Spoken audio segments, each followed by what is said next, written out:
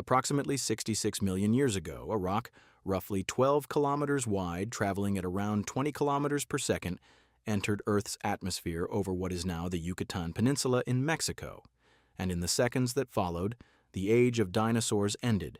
The impactor released energy estimated at roughly 100 teratons of TNT, approximately a billion times more powerful than the atomic bomb dropped on Hiroshima. The rock didn't simply strike the ground, it vaporized. The target rock, a shallow continental shelf rich in sulfur-bearing deposits, vaporized with it, and the resulting fireball expanded outward at hypersonic speed. Within minutes, superheated ejecta was raining down across North America, igniting wildfires across millions of square kilometers. The shockwave propagated through the crust with enough force to trigger earthquakes on a scale the modern world has never recorded. The impact generated megatsunamis estimated at hundreds of meters in height, radiating outward across the shallow epicontinental seas that covered much of what is now interior North America. The immediate death toll, measured in species and ecosystems rather than individuals, was total for anything within several thousand kilometers of the Yucatan. But the immediate destruction wasn't what ended the Cretaceous, it was what came next. The vaporized sulfur-bearing rock ejected massive quantities of sulfur dioxide and dust into the stratosphere. Sunlight was blocked, global temperatures dropped catastrophically. Photosynthesis slowed across the planet, then, in many regions, effectively stopped. The base of the food chain, the primary producers that everything else depended on, collapsed within months. Herbivores that survived the initial impact died as the vegetation died. Carnivores followed. The cascade was systematic and nearly total. The geological evidence is unambiguous. In 1980, physicist Luis Alvarez and his geologist son Walter Alvarez, working with colleagues Frank Asaro and Helen Michel, published a landmark paper in Science documenting an anomalous concentration of iridium in a thin clay layer found in rock outcrops at Gubbio, Italy. Iridium is vanishingly rare in Earth's crust, but relatively abundant in extraterrestrial material. The layer, now called the KPG boundary, sits precisely at the transition between Cretaceous and Paleogene rock formations worldwide. It has since been identified at over 100 sites across the planet. The same thin line appears in deep-sea sediment cores and continental exposures and rock faces on 6 continents. Below it, the fossil record is dense with Cretaceous life. Above it, that life is simply gone. What makes the Chicxulub Impact particularly terrifying is the scope of what disappeared. Non-avian dinosaurs, which had dominated terrestrial ecosystems for 165 million years, were wiped out entirely. Mosasaurs, the enormous marine predators that ruled the Cretaceous seas, vanished. Pterosaurs, the only flying vertebrates other than birds, were gone. Ammonites, a group of marine cephalopods with a fossil record stretching back 400 million years, were obliterated. An estimated 75% of all species on Earth went extinct within a geologically brief interval following the impact. The recovery took millions of years. The ecosystems that had spent the entirety of the Mesozoic accumulating complexity were effectively erased and forced to rebuild from whatever survived the darkness. What survived were small generalist species with the metabolic flexibility to persist in a disrupted world. Mammals, which had existed throughout the Mesozoic as small, mostly nocturnal creatures living in the ecological margins dominated by dinosaurs, were among them. The extinction that cleared the planet of its dominant life forms also cleared the ecological space that mammals would spend the next 66 million years filling.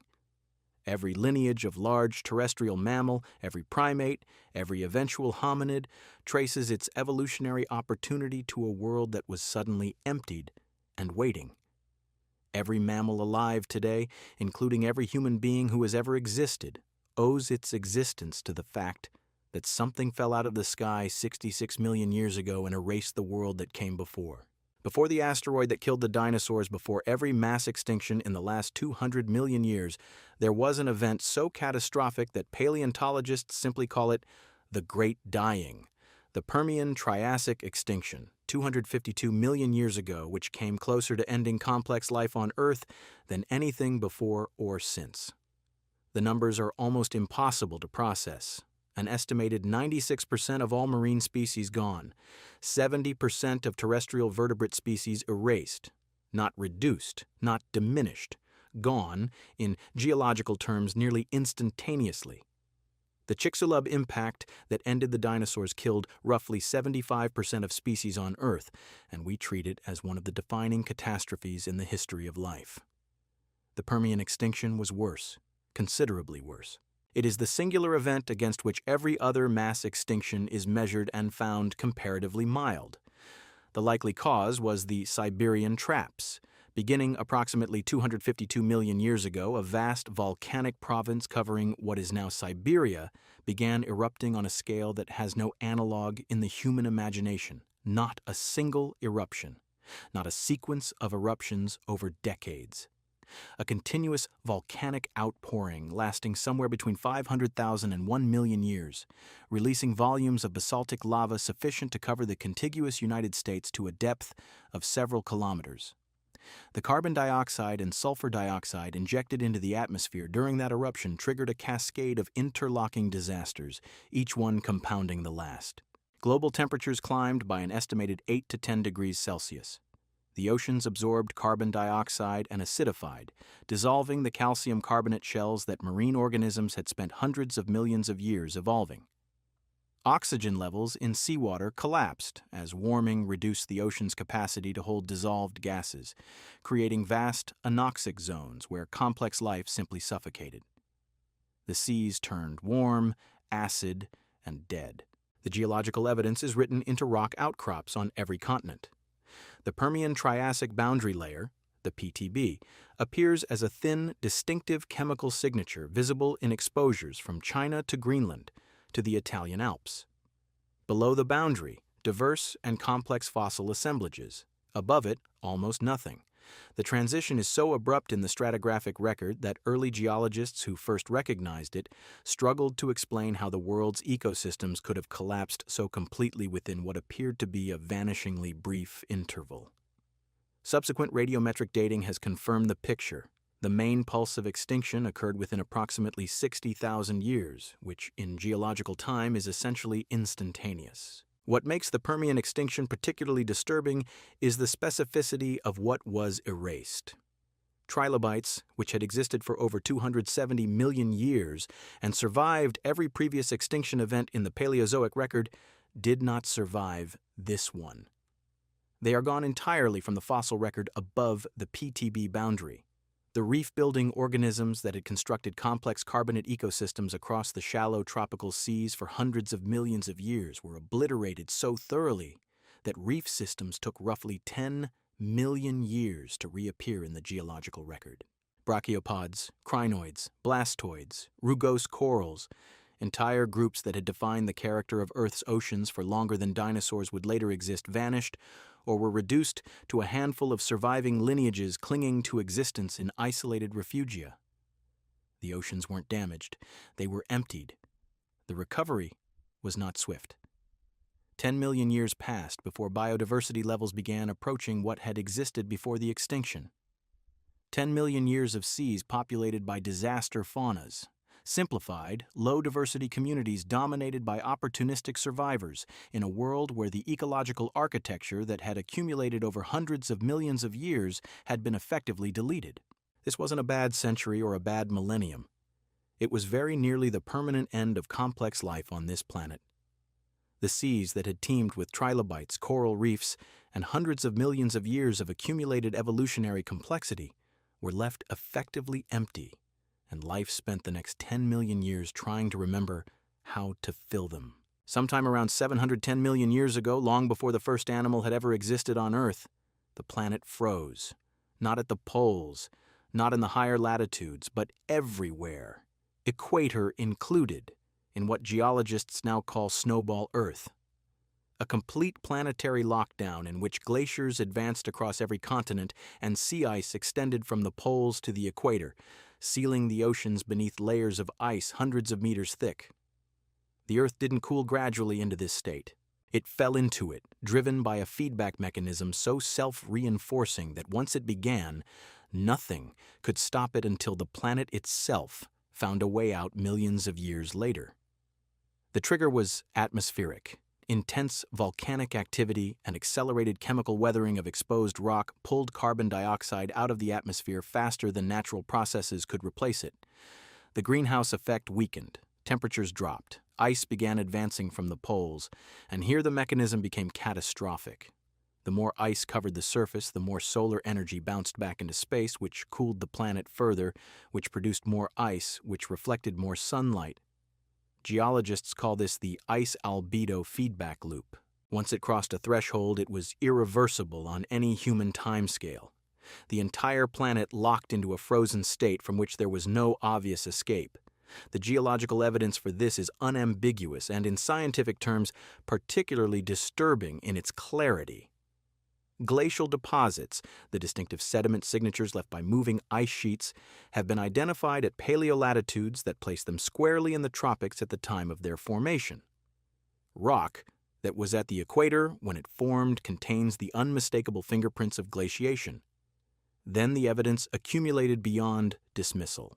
Sitting directly above those glacial layers worldwide are formations called cap carbonates, thick sequences of calcium carbonate rock that precipitate rapidly when carbon dioxide concentrations spike. Their presence immediately above the glacial layers records the chemical signature of a sudden, violent warming, a planetary thaw following a planetary freeze. Glaciation. Then abrupt warming. The geological record tells the story in two layers. Conditions during Snowball Earth were, by any biological measure, incompatible with life as we understand it. Surface temperatures averaged approximately -50 degrees Celsius globally. The oceans froze to depths of several hundred meters across most of the planet. Life survived, but barely, and in extremely limited refugia. Hydrothermal vents on the ocean floor where geothermal heat produced liquid water independent of surface conditions likely sheltered microbial communities through the worst of it. The planet was not entirely dead, but it was close. The escape took millions of years and required the same geological process that had triggered the freeze in the first place. Volcanoes continued erupting beneath the ice, carbon dioxide continued accumulating in the atmosphere. But with the surface frozen, chemical weathering, the process that normally removes atmospheric CO2, had essentially ceased. There was nothing to absorb the volcanic emissions. The greenhouse gas built up decade by decade, century by century, for tens of millions of years, until concentrations reached levels capable of overwhelming the ice albedo feedback in reverse. When the thaw finally came, it came fast. Temperatures swung from -50 degrees to conditions warmer than the modern tropics within a geologically brief period, leaving the distinctive cap carbonate signature in the rock record worldwide. Two separate Snowball Earth episodes are now recognized, the Sturtian glaciation approximately 710 million years ago and the Marinoan approximately 635 million years ago. Both left the same layered record of freeze and violent thaw. And immediately after the second of these events, in geological terms almost overnight, the first complex multicellular animals appear in the fossil record. The evolutionary pressure of surviving conditions that nearly sterilized the planet may have driven the development of the biological complexity that made animal life possible in the first place.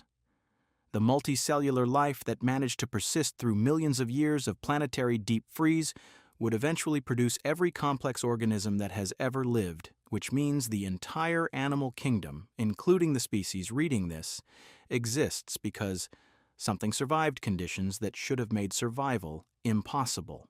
Approximately 42,000 years ago, Earth's magnetic field, the invisible shield that deflects the solar wind and keeps the planet's atmosphere from being stripped away, collapsed to roughly 6% of its normal strength. The consequences for everything living on the surface may have been catastrophic. The event is called the Laschamps Excursion. It was documented in extraordinary detail in a landmark 2021 paper by Alan Cooper and colleagues published in Science, who reconstructed the magnetic field's behavior using ancient kauri trees preserved in the peat bogs of New Zealand. These trees, some of them living for thousands of years during the excursion itself, recorded atmospheric radiocarbon fluctuations in their growth rings with a precision that no other archive could match. What the data showed was a prolonged collapse lasting roughly 1,000 years, during which Earth's magnetic poles wandered erratically The field fractured into multiple weak poles scattered across the globe. The protection that normally stands between living organisms and the full force of the sun effectively disappeared. At its weakest point, the field reached approximately 6% of its current intensity. To put this in perspective, the modern field deflects the vast majority of solar wind particles and cosmic radiation before they reach the lower atmosphere. At 6%, that deflection was almost entirely gone. The consequences cascaded through Earth's atmospheric systems in ways that would have been deeply hostile to surface life. Without a strong magnetic field to protect the upper atmosphere, solar particles stripped away significant portions of the ozone layer. Ultraviolet radiation reaching the surface intensified dramatically. The atmospheric electrical circuit that governs global weather patterns was disrupted. Climate models built on the Laschamps data suggest increased storminess, shifts in atmospheric circulation, enhanced aurorae visible at latitudes far from the poles.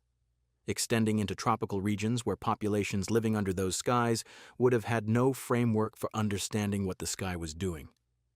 What makes this event particularly unsettling is its precise alignment with several of the most significant transitions in the archaeological and fossil record of the period.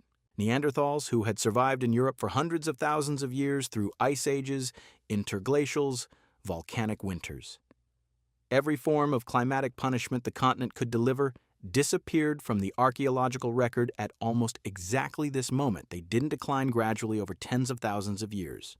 The evidence suggests rapid disappearance roughly contemporaneous with the Laschamps Excursion and the intensification of cosmic radiation at the surface. In Australia, megafauna that had persisted through prior periods of human occupation went extinct within the same narrow window. And something else happened simultaneously that has never been fully explained.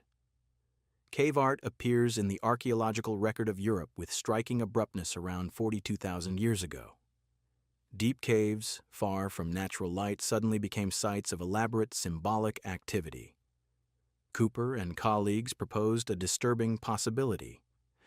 Early human populations, faced with a sky delivering unprecedented levels of ultraviolet radiation and atmospheric electrical disturbance, may have retreated underground. What we call the birth of symbolic art may partly reflect the experience of people sheltering from conditions on the surface that had turned genuinely dangerous. The Laschamps Excursion was not unique in Earth's geological history. The paleomagnetic record shows dozens of such excursions over the past few million years alone, periods when the field weakened dramatically without completing a full reversal. Full geomagnetic reversals, where the north and south magnetic poles exchange positions entirely, have occurred hundreds of times in Earth's history.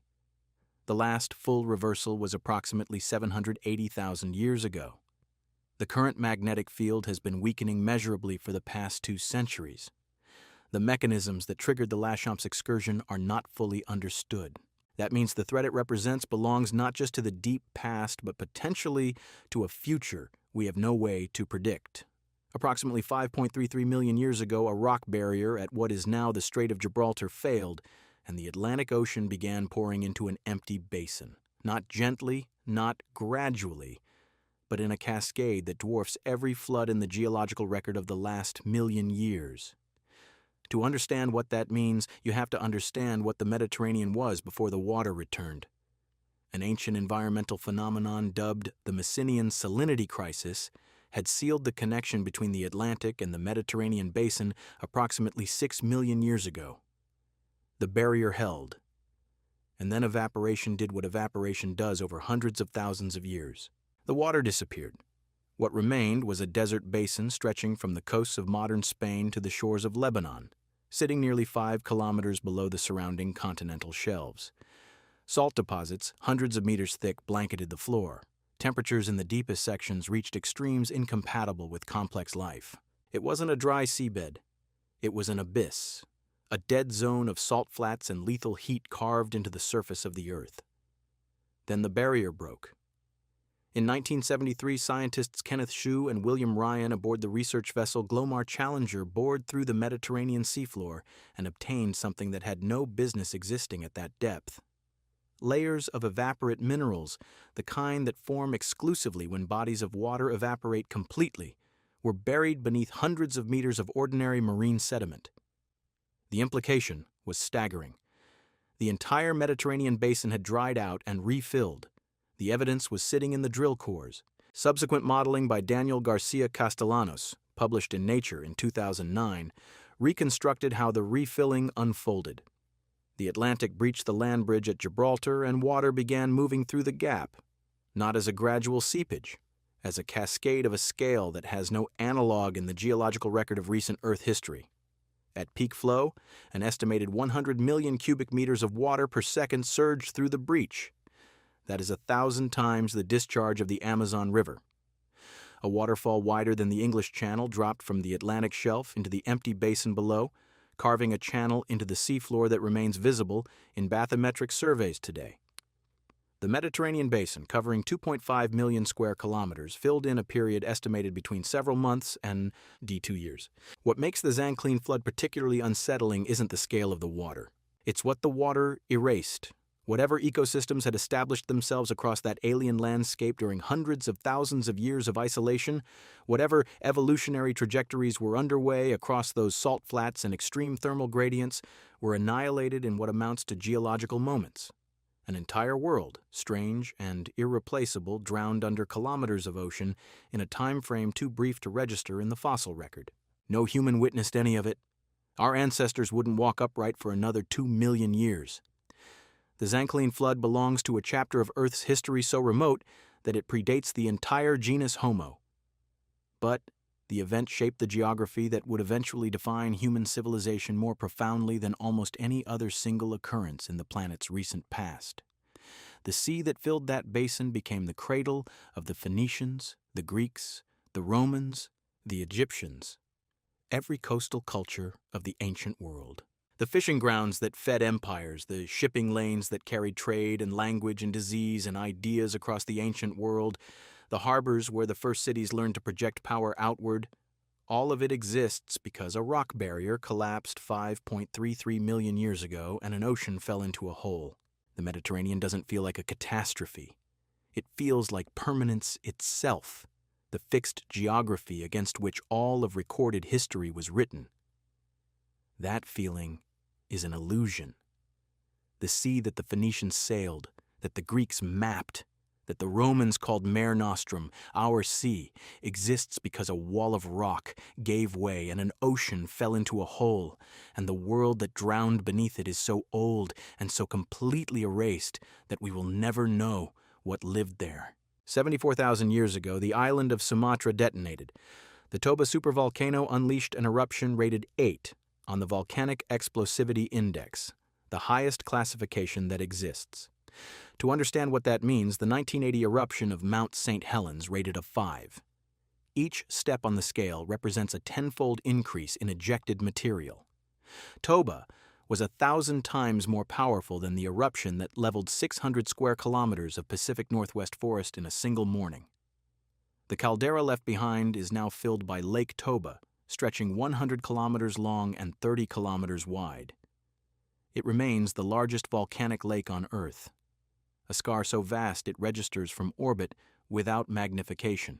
The ash fall alone was staggering in its reach. Deposits up to 15 centimeters thick have been identified in soil cores across the Indian subcontinent, blanketing an area of hundreds of thousands of square kilometers in volcanic debris that would have buried vegetation, contaminated freshwater sources, and rendered entire regions effectively uninhabitable within weeks. Toba ash has been recovered from sediment cores across the Indian Ocean and as far west as the Arabian Sea.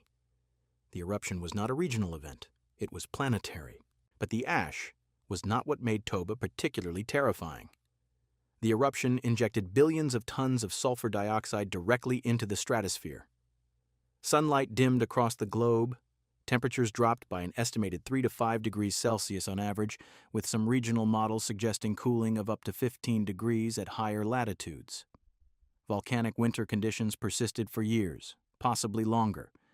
Growing seasons vanished, vegetation died back across continents. Food chains that early human populations depended on collapsed beneath skies choked with aerosols and ash.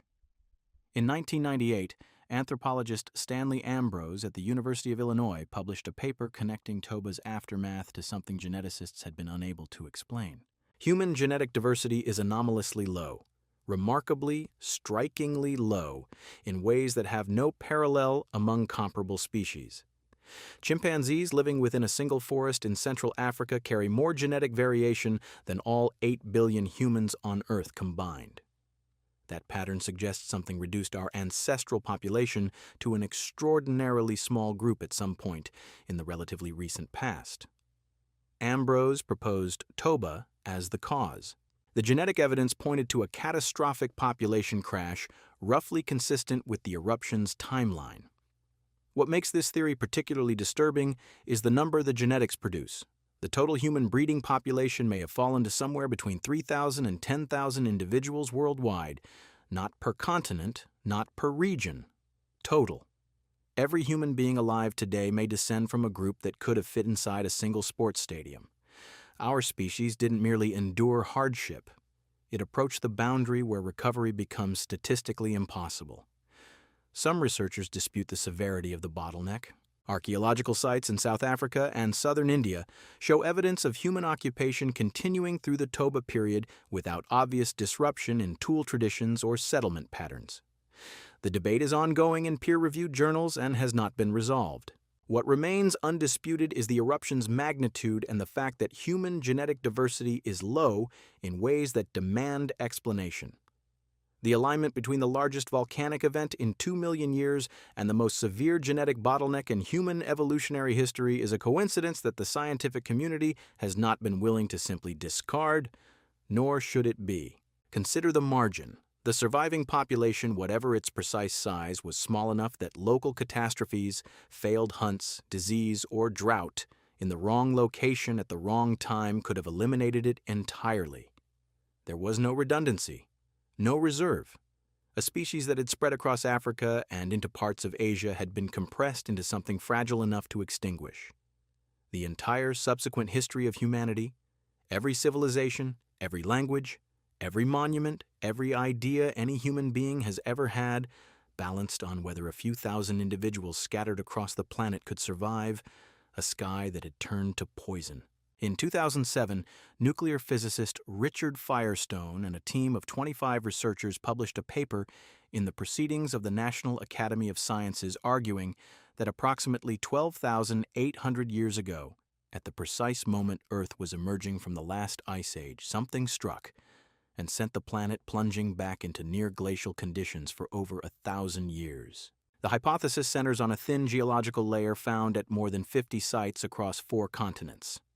This Younger Dryas boundary layer contains nanodiamonds, materials that form only under the extreme pressures and temperatures generated by cosmic impact. It contains microspherules, tiny glass beads produced when rock melts and resolidifies in midair. It contains elevated concentrations of iridium and platinum, elements vanishingly rare in Earth's surface geology, but common in extraterrestrial objects. At multiple North American sites, the boundary layer contains black carbon sediment consistent with continent-wide wildfires igniting simultaneously. Firestone's team proposed that a comet or fragmenting asteroid detonated over the Laurentide ice sheet covering North America, triggering a cascade of destruction whose consequences reshaped the planet for over a millennium. The climate data is unambiguous in its severity. Greenland ice cores show temperatures in the North Atlantic region dropping by approximately 7 degrees Celsius within decades. Not over centuries. Decades. The gradual warming that had been dismantling the great ice sheets reversed almost instantaneously in geological terms. Glaciers that had been retreating stabilized or began advancing again. The interglacial warming that should have continued for thousands of years simply stopped. Greenland's oxygen isotope record captures the transition as a vertical line, not a slope. The planet that had been thawing lurched back toward ice. What makes this event particularly disturbing is what vanished at precisely this moment. The Clovis culture, the first well-documented human population in North America, identifiable by their distinctive fluted stone projectile points found at sites across the continent, disappears from the archaeological record at the exact boundary. Below the Younger Dryas layer, Clovis points appear consistently across North America. Above it, they stop. The people who manufactured them, who had expanded across an entire continent, are simply gone from the evidence. Simultaneously, North America experienced a megafaunal extinction of staggering scale. Mammoths, mastodons, saber-toothed cats, giant ground sloths, American camels, American horses, and dire wolves, along with roughly 35 genera of large mammals in total, vanished within a narrow window aligned with the Younger Dryas onset. These were animals that had survived multiple previous ice ages, species that had persisted through hundreds of thousands of years of climate oscillation were erased within a geological instant. The impact hypothesis remains fiercely contested. Critics argue that nanodiamonds can form through processes unrelated to cosmic impact. They point to the overkill hypothesis, the argument that Clovis hunters themselves drove the megafauna to extinction through overhunting as they expanded across a continent whose animals had never encountered human predators. Others propose that meltwater pulses disrupting the Atlantic meridian overturning circulation, not an impact, triggered the Younger Dryas cooling. The debate continues across journals and conferences with no settled resolution, but the coincidence at the center of the argument remains. Temperatures collapsed, wildfires erupted across a continent, a sophisticated human culture vanished, and dozens of large mammal species went extinct simultaneously, all within the same narrow stratigraphic moment, 12,800 years ago. The civilizational implication is what makes this entry particularly haunting. The Clovis people had done something remarkable. Starting from nothing, they had colonized an entire continent, adapting to environments ranging from the boreal forests of the north to the grasslands of the south, developing the tools and knowledge required to hunt animals as large as mastodons. An entire human world was operating across North America. Whatever social structures, whatever accumulated knowledge, whatever was beginning to develop across that continental expansion was erased. Whatever civilizations the Clovis people might have built across an entire continent, whatever came next in that particular chapter of human prehistory, none of it materialized, and the survivors inherited a world of ice and the bones of animals their grandparents had hunted that would never walk the earth again. In 1997, marine geologists William Ryan and Walter Pittman at Columbia University published a hypothesis connecting ancient geology to the oldest story human civilization has ever told. Working from sonar surveys and sediment cores extracted from the floor of the Black Sea, they proposed that approximately 7,600 years ago the Mediterranean Sea breached the land barrier at the Bosphorus Strait and poured into what had been an enclosed freshwater lake sitting well below modern sea level. The flood that followed was not gradual. It was not a slow seasonal rise that farmers might have managed by retreating inland. It was a catastrophe that dismantled an entire world in months. The evidence embedded in the Black Sea floor is difficult to dismiss. Sonar mapping has revealed ancient shorelines sitting 150 meters below the current surface, shorelines that can only have formed when the basin held a much smaller, much lower body of water.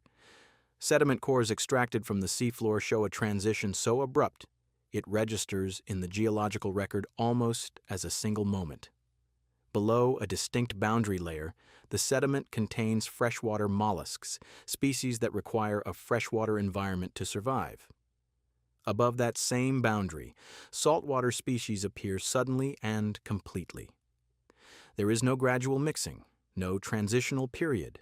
The chemistry of the basin changed faster than the sediment record can resolve. Something converted the Black Sea from a freshwater lake into a saltwater sea in a geological instant. Ryan and Pittman's models estimated the flood intensity at approximately 200 times the discharge of Niagara Falls. Saltwater cascaded through the Bosphorus Channel with enough force to cut a gorge still visible in bathymetric surveys of the strait today. The lake's surface rose by as much as 15 centimeters per day. In the flat lowland sections of the northern basin, shorelines retreated over a kilometer daily. Within months, an area roughly the size of Ireland had disappeared beneath water. Farming communities that had cultivated these shores for generations found themselves watching the lake advance toward their fields and structures with a speed that left no practical means of organized response. Nowhere along the shoreline was there high ground sufficient to outpace the inundation. What makes this event particularly unsettling is what lies beneath that 150 meters of water.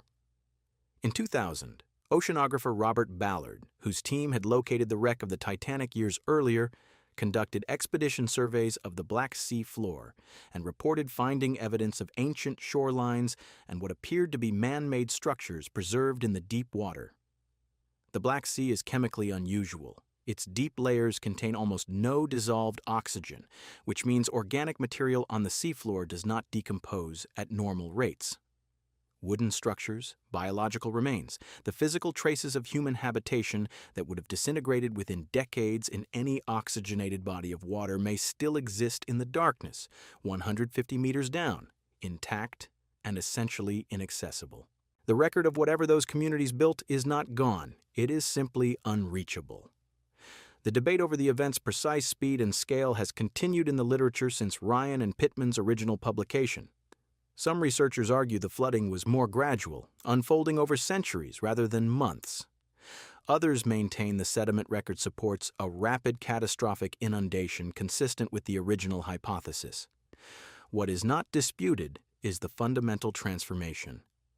The Black Sea was a smaller, lower, freshwater lake. It became a larger, higher, saltwater sea. People lived on the shores that are now submerged, and the civilizations that subsequently emerged across the surrounding region, the cultures of the ancient Near East that produced the Epic of Gilgamesh, the traditions that eventually shaped the biblical account of Noah, all of them preserved, at the center of their oldest narratives, the memory of a flood so total and so devastating that no one who survived it ever forgot.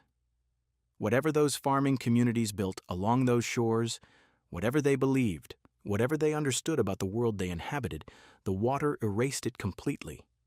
And what survived was only the memory of the water itself, encoded into stories that outlasted every civilization that passed the tale along.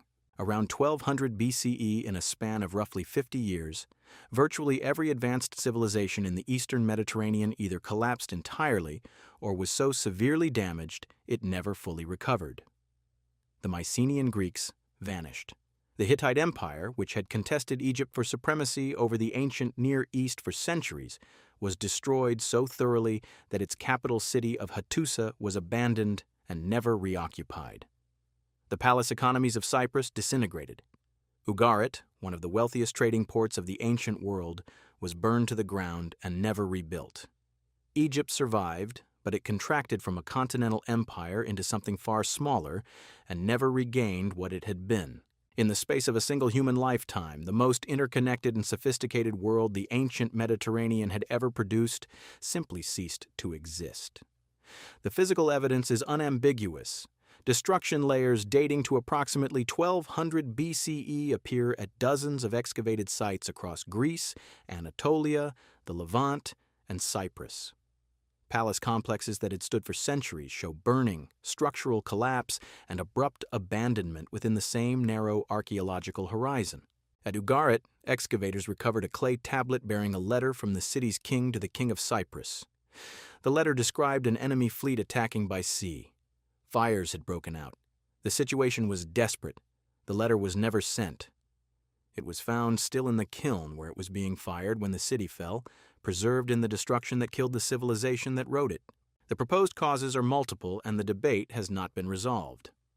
Egyptian texts and temple reliefs at Medinet Habu, commissioned by Rameses III, record invasions by confederacies of displaced peoples the Egyptians called the Sea Peoples, groups arriving by both land and sea whose origins remain disputed. Some researchers have proposed coordinated migration driven by earlier collapses further north and west. Pollen cores and oxygen isotope data from lake sediments across the eastern Mediterranean show a pronounced drought signal beginning around 1200 BCE and persisting for decades. Brandon Drake, publishing in the Journal of Archaeological Science in 2012, documented a sharp aridification event corresponding almost exactly to the collapse horizon.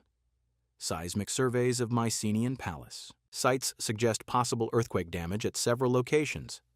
Eric Klein, in his 2014 analysis of the collapse, argued that no single cause is sufficient and that the Bronze Age system failed because it was a highly interconnected, fragile network in which the failure of any one component triggered cascading failures across the others.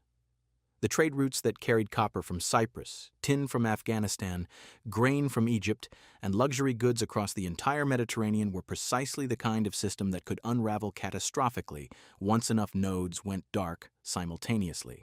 What makes the Bronze Age collapse particularly terrifying is the totality of what disappeared. This wasn't military defeat followed by cultural continuity. The Mycenaean Greeks maintained a sophisticated administrative system recorded in Linear B, a syllabic writing system used to manage palace redistributive economies across dozens of regional centers. Linear B disappears entirely from the archaeological record at the collapse boundary. The scribes who maintained it were gone. The institutions that required it were gone. Nobody read it again for 3,000 years, until Michael Ventris deciphered it in 1952. The Hittite language suffered the same fate. Centuries of diplomatic correspondence between the great powers of the Bronze Age, preserved in cuneiform archives at Hattusa and Amarna, simply stop. The accumulated administrative knowledge that allowed these civilizations to coordinate resources across enormous distances, to conduct international trade, to maintain standing armies and palace bureaucracies, evaporated within decades. The 4 centuries that followed are called the Greek Dark Ages, for reasons that are visible in the material record. Population declined sharply. Long-distance trade collapsed. Monumental construction ceased. The art of writing was lost. Greece contracted to subsistence-level village communities. Cyprus depopulated. The Levantine coast fragmented. An entire mode of civilization had to be rebuilt essentially from scratch, and the process took 400 years. When the palace at Mycenae went dark and the scribes who kept the Linear B tablets stopped writing, 4 centuries of darkness followed. And when the Greeks eventually recovered enough to tell stories about what had come before, they called it the Age of Heroes, because the reality of what had been lost was already too distant and too total to describe any other way. In 1993, the pages of Science carried an article by Harvey Weiss of Yale University arguing that a single climatic event had simultaneously destroyed the most powerful civilizations on 3 separate continents, and that none of those civilizations had the slightest idea the others were collapsing at the same time. The evidence came from Tel Leilan in northeastern Syria. Weiss had been excavating a site that belonged to the Akkadian Empire, founded by Sargon of Akkad around 2334 BCE. This was the world's first true empire, not a city-state, not a regional kingdom, but a centralized political structure that extended from the Persian Gulf to the shores of the Mediterranean, administering territory through appointed governors, standardized taxation, and military force. The Akkadians had built something that had never existed before. Then, around 2200 BCE, Tel Leilan was abandoned. No destruction layer, no evidence of warfare or epidemic. Above the occupation horizon, Weiss found centuries of wind-blown dust and sand. The people had left. The desert had moved in. What Weiss proposed was that the Akkadian Empire had not been conquered. It had been dried out. The climatic evidence supporting Weiss's theory came from multiple lines of investigation. At Tel Leilan itself, the archaeological record showed a dramatic shift in settlement patterns and subsistence strategies. The soil layers revealed a marked decrease in precipitation, with isotopic analysis of ancient plant remains confirming significantly drier conditions. Pollen cores extracted from nearby lakebeds documented a shift from moisture-loving vegetation to drought-resistant species. These environmental indicators all pointed to the same catastrophic period. The drying was not gradual, it was sudden and severe, occurring over perhaps a few decades. For an empire built on irrigated agriculture in marginal lands, such a shift was catastrophic. Harvests would have failed across the empire's breadth. Stored grain supplies, even if carefully managed, would have been insufficient to sustain the population and the military apparatus that maintained Akkadian authority. The brilliance of Weiss's hypothesis lay in recognizing that this was not merely a local or regional phenomenon. He had gathered evidence showing that at precisely the same moment in history, other major civilizations were experiencing their own collapses. In Egypt, the Old Kingdom was disintegrating, its centralized authority fragmenting as the Nile's flows became unreliable. The pyramid-building projects ceased. Administrative records speak of famine and disorder. In the Indus Valley Civilization, one of the world's great urban cultures, settlements were being abandoned. Cities that had flourished for centuries were suddenly depopulated. The standardized weights and measures that had facilitated their vast trading networks fell out of use. In China, the Xia dynasty, according to traditional histories, was being superseded by the Shang dynasty during this same period, with evidence suggesting climatic stress played a role in the transition. What made this pattern so remarkable was the simultaneity. Around 2200 BCE, climate records from ice cores in Greenland showed a dramatic cooling event. Dust layers in those ice cores, along with data from ocean sediments and tree rings from around the world, painted a consistent picture. The Earth's climate had shifted abruptly toward cooler, drier conditions. This was not a slow trend that civilizations might have adapted to gradually. It was a shock to the system. Within the span of human generations, conditions that had permitted the rise of these civilizations became marginal or impossible. The Akkadian Empire's collapse was particularly swift and complete. Within perhaps a century, the centralized administrative structure had vanished. The empire fragmented into regional city-states once again. Writing became less common. The cultural achievements of the Akkadian period, their literature, their artistic traditions, their bureaucratic innovations, nearly disappeared from the historical record. It was as though the civilization had been erased. But it had not been conquered by an external enemy or destroyed by internal revolution. It had been overcome by forces far larger than any human conflict, the forces that govern planetary climate systems.